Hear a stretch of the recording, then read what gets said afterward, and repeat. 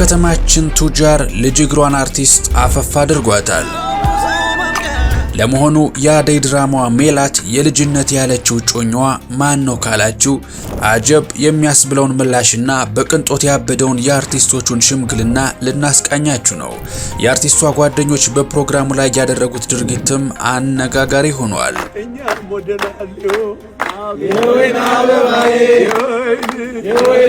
መሐሙድ አህመድ እንዲህ በደስታ የዘፈነላት ሙሽራ ማናትም? ሰይፉ ፋንታውንና ሌሎች አንጋፋ አርቲስቶች የተገኙበትና እንባ ያራጨው ሽምግልና የብዙዎችን ቀልብ ገዝቷል። ዝርዝር መረጃውንና ልብ የሚነካውን የአርቲስቶቹን ተግባር ይዘንላችኋል፣ ታደምጡታላችሁ። ለመሆኑ በእነዚህ ሁለቱ ሽምግልናዎች ምክንያት ከህዝቡ የተነሳው ትችት ምንድነው የሚለውንና ሌሎችም ትዝብቶችን አያይዘን ልናስደምጣችሁ ነው። እናንተ ብቻ እንደተለመደው ላይክ እና ሰብስክራይብ የሚሉ ነጭና ቀይ ቀለሞችን መታ እያደረጋችሁ አብራችሁኝ ጥቂት ዝለቁማ።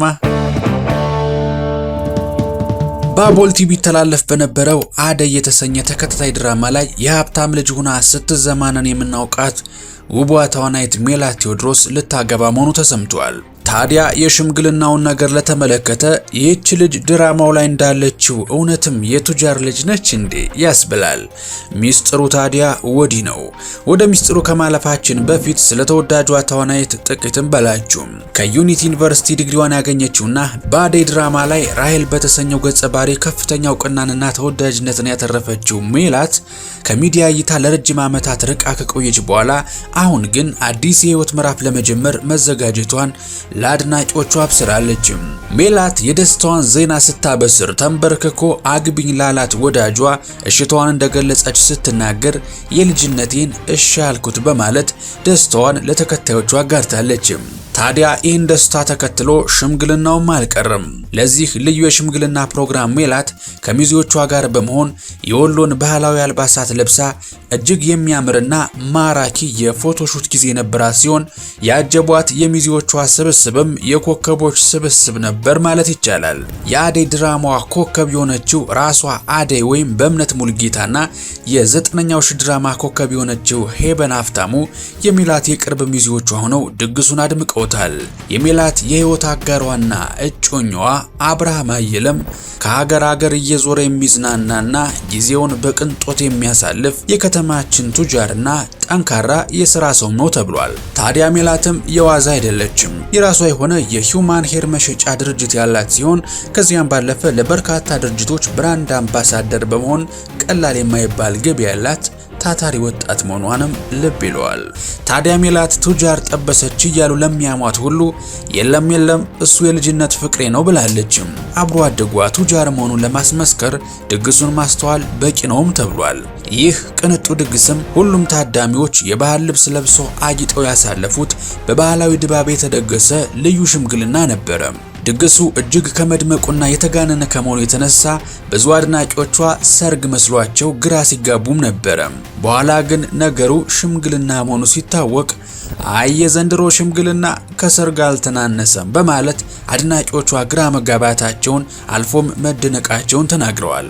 ሜላት ግን ከሽምግልናዋ በፊት የደመቀ የቀለበት ስነ ስርዓት ከዚያም ደግሞ ደማቅ የብራይዳል ሻወር ዝግጅትም ነበራት። ለዚህም ነው አድናቂዎቿ የድግሱን መብዛት ተመልክተው አገባች ማለታቸው። ወዳጄ ሰርጉ ገና ነው። እንግዲህ ከዚህ የሜላት የሽምግልና ድግስ በመነሳት ብዙዎችን ያስማማ ትልቅ ማህበራዊ ትዝብት ተነስቷል። የድሮ ሰዎች ሰርግ ሲያስቡ ከሽምግልናው ቀጥሎ በቀጥታ አእምሯቸው የሚመጣው የሰርጉ ቀን ብቻ ነበረ። በዚህ ዘመን ግን ዋናው ሰርግ ላይ ሳይደረስ በየመሃሉ የሚደረጉት የቅድመ ሰርግ ዝግጅቶች ራሳቸውን የቻሉ ትልቅ ትዕይንት ሆነዋል። ዘንድሮ እኮ ኪሱ ጎደል ያለ ሰውና 4-5 ድግስ ከሰርጉ በፊት መደገስ ያልቻለ ማግባት እንዳይችል እያደረጋችሁ ነው በሚል ጠንከር ያለ ትዝብትም በተደጋጋሚ ተነስቷል። ነገሩ እኮ እንዲህ ነው። መጀመሪያ ሽምግልናው በሰላም ያልፋል። ከዚያስ ሰርፕራይዝ በሚባል ስም ነገር ግን ሙሽሪት የት እንደምትሄድ ምን እንደምትለብስና እነማን እንደሚመጡ ጭምር አስቀድማ ጠንቅቃ በምታውቅበት ብራይዳል ሻወር ተብሎ ድራማው ይቀጥላል። ከዚያም የድግሱ ብዛት ማለቂያ የለውም። የሚገርመው ግን በእነዚህ ሁሉ ተከታታይ ድግሶች ላይ የሚመጡት ሰዎች ተመሳሳይ መሆናቸው ነው። ልክ በአንድ ፊልም ላይ በተለያዩ ምዕራፎች ብቅ እንደሚሉት ተዋናዮች የሙሽሪት ጓደኞችና ሚዜዎች በየሳምንቱ በተለያየ አለባበስና የድግስ ሰበብ እየተገናኙ የሰርጉን ድባብ ድባብ ያደምቁታል።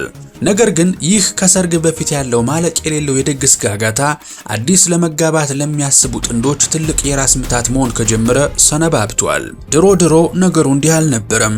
አንድ ወጣት ለእጮኛው ቤተሰቦች ሽምግልና ለመላክ መኪና ለመጫን በተሰራ መኪና ላይ ክምር አበባ መላክ አይጠበቅበትም ነበር።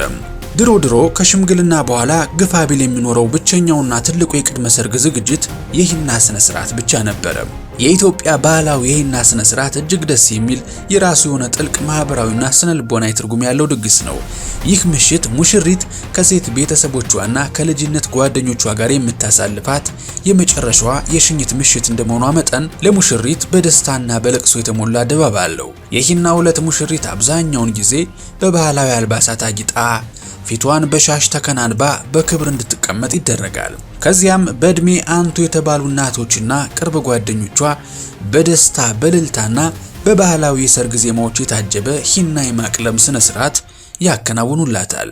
ሂናው በእጅና እግር ላይ በሚያምር ሁኔታ ሲያርፍ ዝም ብሎ ለውበት ብቻ ሳይሆን ለትዳሯ በረከት፣ ፍቅርና ልምላሜ ይዞ ይመጣል ተብሎ ስለሚታመን የሚደረግ ስነ ስርዓት ነው።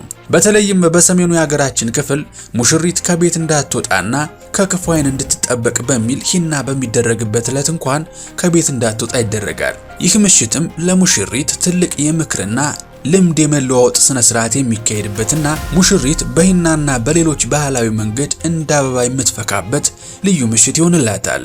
በምስራቁና በደቡብ የሀገራችን ክፍሎችም የሂና ምሽት የሙሽራውና የሙሽሪት ሴት ወገኖች በየፊናቸው ተሰብስበው ባህላዊ የሽኝት ዘፈኖችን እየዘፈኑ ሙሽሪትን የሚመርቁበትና የሚመክሩበት እጅግ ድንቅ ምሽት ነው።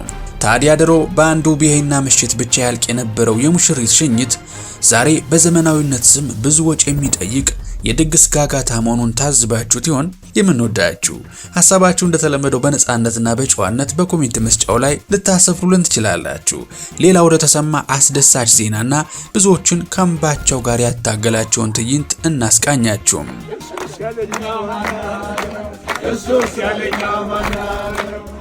በኢትዮጵያ የሙዚቃ ታሪክ ውስጥ ስሙ በወርቅ የተጻፈው የሙዚቃ ልቧና እስትንፋሷ እሱ ነው ከተባለለት ከክቡር ዶክተር አርቲስት ጥላሁን ገሰሰ ቤት የምስራች ተሰምቷል። የኢትዮጵያ የሙዚቃ አባት የሚባሉት ክቡር ዶክተር አርቲስት ጥላሁን ገሰሰ ከዚህ ዓለም በሞት ከተለዩ አሁን 17 ዓመታት ቢያልፏቸውም ዛሬ ግን በቅጥር ግቢያቸው ውስጥ የእሳቸው መንፈስ የታየበት ፍቅር፣ ክብር፣ ባህልና ቤተሰባዊ ሴቶች አልፎም ጓደኝነት የደመቀበት የልጃቸው የሽምግልና ዝግጅት ተከናውኗል። ታላቁ የሙዚቃ ንጉስ አርቲስት ጥላሁን ገሰሰ የመጨረሻ ወንድ ልጃቸው የሆነው ወጣት ዮናታን ጥላሁን ገሰሰ ወደ ታላቅ የህይወት ምዕራፍ የሚሸጋገርበትን የትዳር ህይወት በር ሊያንኳኳ ዝግጅቱን ጨርሶ ሽምግልና ልኳል።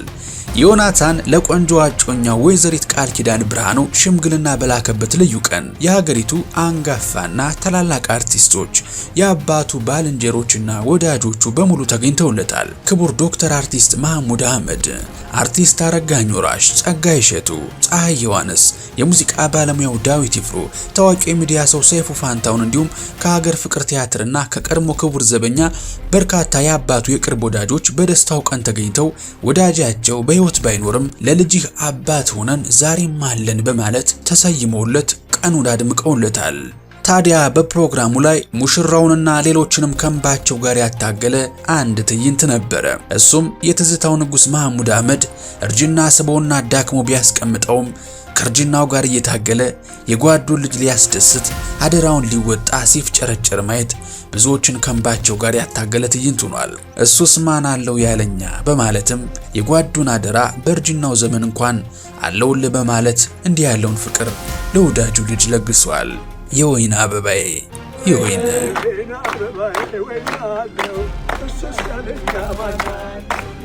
እነዚህ ታላላቅ ሰዎች እንኳን ለወግ ለማዕረግ በቃ ብለው ወጣቱን መርቀው በአጀብ የደስታው ተካፋይ በመሆን ክቡር ዶክተር ጥላሁን ገሰሰ የኖረበትን ታሪካዊ ቅጥር ግቢ በሳቅና በደስታ አድምቀውታል። የዮናታን ወላጅ እናት ወይዘሮ ሮማን በዙ እንዲሁም አጎቱ አቶ መስፍን በዙና መላው ቤተሰብ የአርቲስት ጥላሁን ገሰሰ ልጅን ቁም ነገር በማየታቸው የተሰማቸውን ደስታም በደማቁ ገልጸዋል። በዕለቱ በታዳሚው መካከል አርቲስቱ በህይወት ኑሮ ይህችን ቀን ቢያይ ምንኛ ይደሰቱ ነበር የሚለው የናፍቆት መንፈስ እጅጉን ጎልቶ ይታይ ነበር። አልነበረም። ከዚህ ጋር በማያያዝስ ከሽምግልና በኋላ ያለው ይሄ ሁሉ የቅድመ ሰርግ የድግስ ጋጋታ በእርግጥም አላስፈላጊ ነው ወይስ ሰርግ በህይወት አንድ ጊዜ የሚያጋጥም ነገር ስለሆነ በሚገባ መደገስ አለበት ትላላችሁ? ያላችሁን አስተያየት በኮሜንት መስጫው ላይ ያጋሩን። የምንወዳችሁ ተመልካቾቻችን ጥንቅራችንን እስከ ማብቂያው ስለታደማችሁልን ላቅ ያለ ልባዊ ምስጋናዬን ጀባ እያልኳችሁ ቪዲዮን ከወደዳችሁት ላይክ ማድረጋችሁ እንዳትረሱ። እንደዚህ ያሉ ወቅታዊና ትኩስ ማህበራዊና የመዝናኛ መረጃዎች በየቀኑ በፍጥነት እንዲደርሷችሁ ደግሞ ኢትዮ ትሩዝን ሰብስክራይብ በማድረግ ቤተሰብ እንድትሆኑ የጋበዝኳችሁ። በቀጣይ በተሻለ ቪዲዮ እስከምንገናኝ ሰላማችሁ ብዝት ይበልልኝ። ቸር ቆዩልኝ።